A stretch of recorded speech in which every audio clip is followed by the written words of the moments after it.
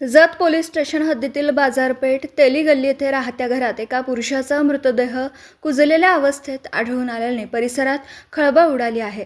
मृतदेहातून तीव्र दुर्गंधी येत असल्यामुळे आजूबाजूच्या नागरिकांना संशय आला.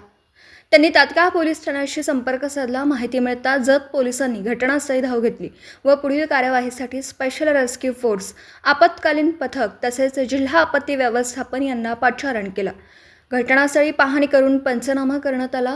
मृतदेह पूर्णपणे कुजलेल्या अवस्थेत होता व त्यावर आळा पडल्या होत्या. त्यानंतर मृतदेह पुढील तपासासाठी मिरज शासकीय रुग्णालय येथे SRFच्या रुग्णवाहिकेतून पाठवण्यात आला. मयत व्यक्तीचं नाव संजय रामचंद्र वाकचोडे, वय वर्ष 53, राहणार तेली गल्ली जत असं असून ते एकटे राहत होते. नातेवाईक जवळ राहत नसल्याची माहिती समोर आली आहे.